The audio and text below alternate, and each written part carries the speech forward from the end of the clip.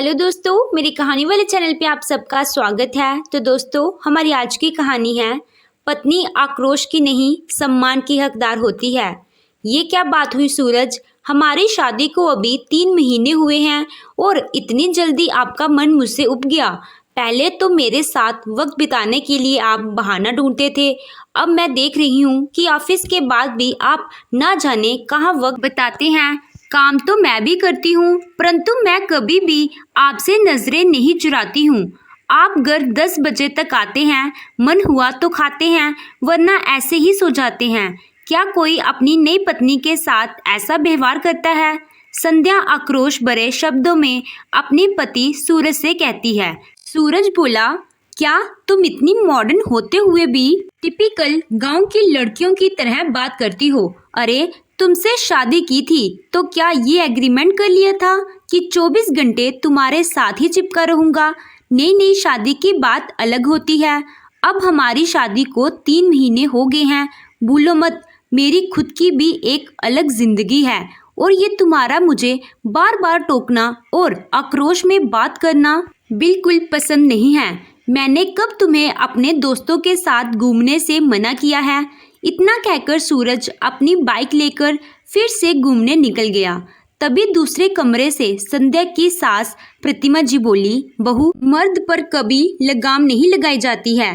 अरे, वो अपनी मर्जी का मालिक है, अगर घूमता फिरता है तो तुम्हें क्यों दिक्कत होती है? तुम क्या चाहती हो कि मेरा बेटा तुम्हारे पल्लू से बंधा रहे? लड़की नहीं है कि इधर उधर भटक जाएगा और हमारी इज्जत खराब करेगा। तुम तो बस घर गृहस्थी संभालो, मेरा बेटा खुद ही संभल जाएगा। संध्या बोली, मम्मी जी, मैं काम में व्यस्त रहती हूँ, इसका मतलब यह नहीं कि मुझे दिखता नहीं है। और कहाँ लिखा है कि हर बार बहू ही गलत होती है? क्या कभी बेटा गलत नहीं हो सकता? और क्या कहा आपने कि लड़की भटक जाती है? अरे, लड़की भटकती नहीं बल्कि लड़के उसे भड़काते हैं। मुझे तो ये समझ में नहीं आता कि ये कैसी मानसिकता है कि लड़की माँ बाप की इज्जत खराब करती है और बेटा नहीं। कौन जानता है कल को अगर आपके बेटे ने कुछ उल्टा सीधा काम किया और आपका नाम खराब हुआ तो फिर ना कहना कि सचेत नहीं किया। इतना कहकर वो अपने कमरे में चली गई। संध्या की शादी के शुरू में सब कुछ ठीक था, परंतु पिछले महीने से सूरज का व्यवहार तुरंत बदल गया, जिसे एक पत्नी की नजर देख भी रही थी और महसूस भी कर रही थी, पर सबूत के बिना संध्या कुछ भी करना नहीं चाहती थी। समय धीरे धीरे बीत रहा था।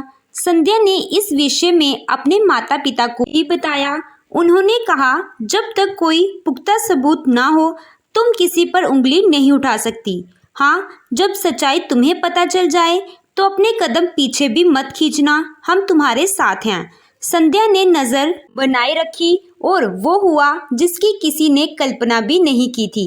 एक दिन जब सूरज दफ्तर से लौटकर आया तो घर में सिपाहियों को देखकर हैरान था। क्या बात हुई, घर में पुलिस क्यों आई है? क्या कुछ चोरी हो गई है? अरे, बताती क्यों नहीं हो? बुत बनकर क्यों खड़ी हो? वही खड़े दरोगा ने बोला, अच्छा तो सूरज बाबू आप हैं। आप ये सवाल अपनी पत्नी से क्यों कर रहे हैं? मुझसे पूछिए, मैं आपको बताता हूँ। आपके खिलाफ आपकी पत्नी श्रीमती संध्या ने FIR दर्ज करवाई है। सूरज हैरानी से बोलता है, FIR? मगर क्यों, किस लिए? संध्या ये क्या कह रहे हैं और ये क्या मजाक लगा रखा है? मैं कुछ पूछ रहा हूँ, जवाब क्यों नहीं दे रही हो? सूरज आक्रोश से लाल निगाहें संध्या की तरफ करके बोला। जैसे ही सूरज संध्या की तरफ बढ़ा, दरोगा ने उसका हाथ पकड़कर पीछे खींचा और बोला, अपनी पत्नी के होते हुए दूसरी औरत के साथ संबंध रखते हो, शर्म नहीं आती? सूरज अटकते हुए बोला, संबंध किसके साथ? किसने देखा? वो हैरानी में इधर उधर देखने लगा और सोचने लगा कि आखिर संध्या को उसके और प्रेरणा के बारे में कैसे पता चला। दरोगा बोला, सूरज बाबू, किस किस से पूछेंगे? सारे शहर ने देखा है, तभी तो आपकी पत्नी ने आपके खिलाफ कंप्लेन की और हमें FIR दर्ज करनी पड़ी। चलो रे, हथकड़ी लगाओ, इन्हें और ले चले इनके असली ससुराल। थोड़ी खातिरदारी हम भी करें, दरोगा हवलदार से बोला। दरोगा सूरज को अपने साथ ले गए। वहीं संध्या चुपचाप खड़ी रही। प्रतिमा जी दरोगा के पैर पर रही थी, पर कह रही थी मेरा बेटा ऐसा नहीं है, ज़रूर मेरी बहू के मन में कुछ चल रहा है, तभी तो वो मेरे बेटे को फंसा रही है। आप ही सोचिए दरोगा बाबू, कोई नई नई दुल्हन अपने पति के खिलाफ पुलिस में जाएगी। अरे बहू, कुछ कहती क्यों नहीं हो, पूरे मोहल्ले में हमारा नाम खराब हो जाएगा। संध्या ने एक शब्द नहीं कहा, पर चुपचाप अपनी जगह पर खड़ी रही और पुलिस वाले सूरज को लेकर चले गए। सूरज के माँ बाप इधर उधर फोन करके सबसे मदद की गुहार लगा रहे थे। वहीं संध्या ने अपने पिता को सारी बात बताई और चुपचाप अपने कमरे का दरवाजा बंद करके सो गई।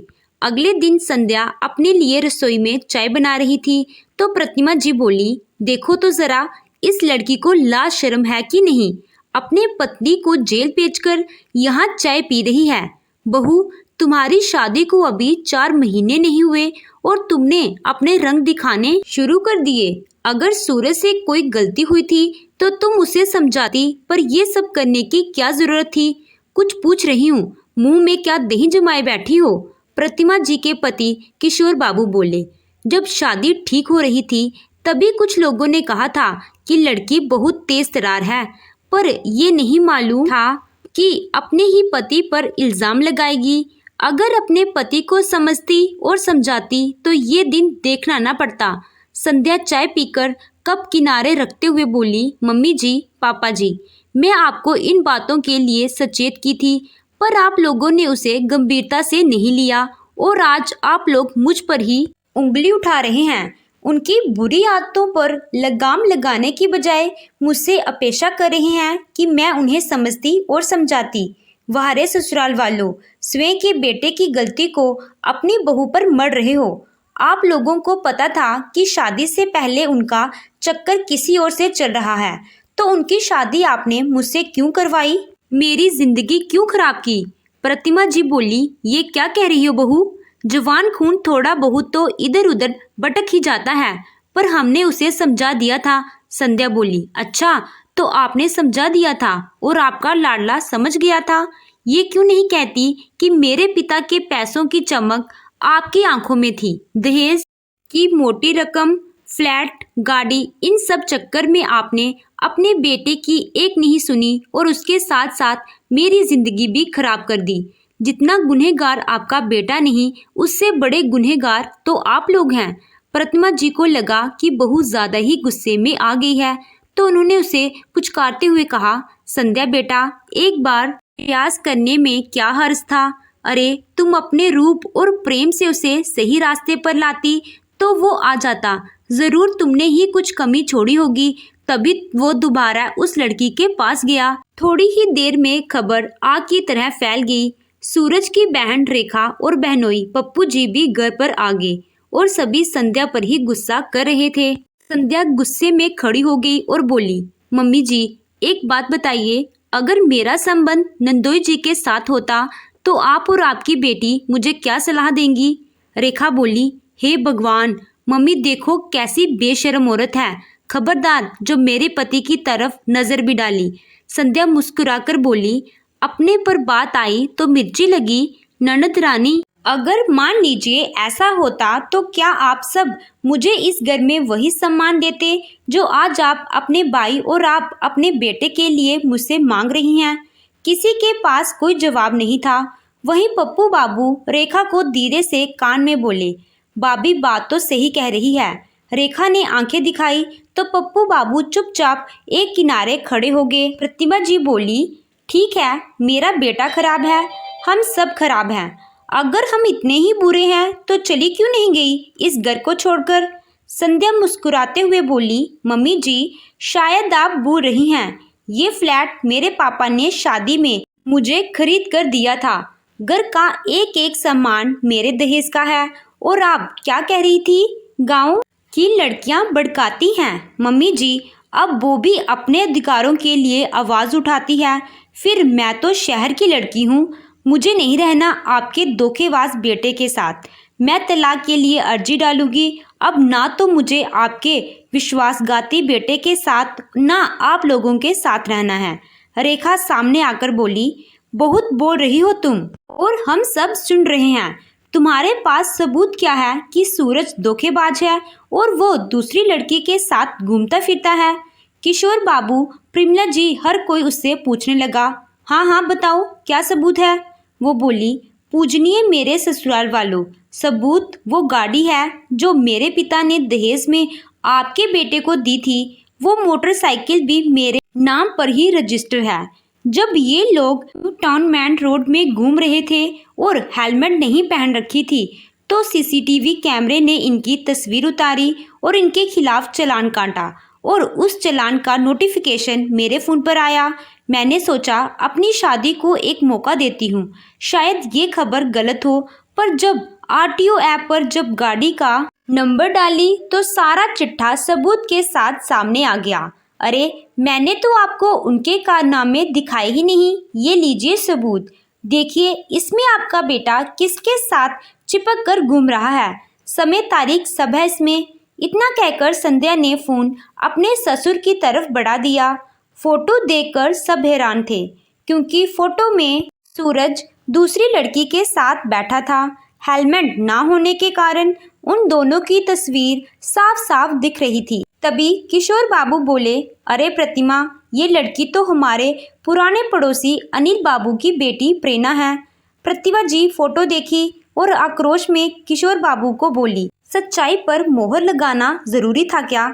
ना जाने ये लड़का और क्या क्या कांड करेगा। मैं सोची थी पढ़ी लिखी नौकरी वाली लड़की से उसकी शादी कर दूंगी तो इसकी परेशानी भी खत्म हो जाएगी और ये सही रास्ते पर आ जाएगा। पर ये लड़का, अब चल यहाँ से, मेरा मुंह क्या देख रहे हो? फिर बेटे को कोसते हुए वो दूसरे कमरे में चली गई। दूसरे कमरे में जाकर प्रतिभा जी ने अपने पुराने पड़ोसी को फोन किया और खूब उटपटांग बातें बोली। अरे बेटी, अगर संभल नहीं रही है तो किसी और के पल्ले बांध देती। मेरे बेटे को फंसाने की क्या जरूरत थी? कितनी मुश्किल से उसे रास्ते पर लेकर आई थी, पर तुम्हारी बेटी है कि उसका पीछा ही नहीं छोड़ रही है। उधर से आवाज आई, अपने बेटे को क्यों नहीं संभालती हो? खुले बैल की तरह छोड़ रखी हो। अरे इतनी गुणवंती और रूपवंती पत्नी को छोड़कर दूसरी लड़कियों पर नजर डालता है। खराब तो तुम्हारा बेटा है जो मेरी बेटी को बहला रहा है।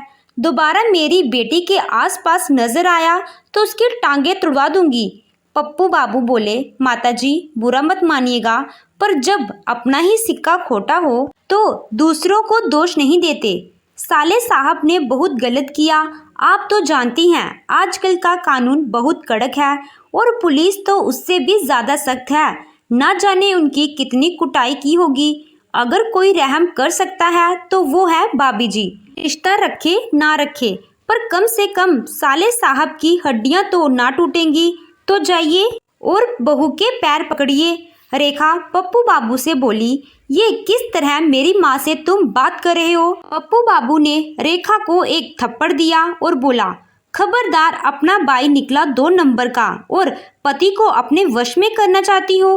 अरे जिनके घर शीशों के होते हैं वह दूसरों के घरों पर पत्थर नहीं फेंका करते। घर चलो चुपचाप।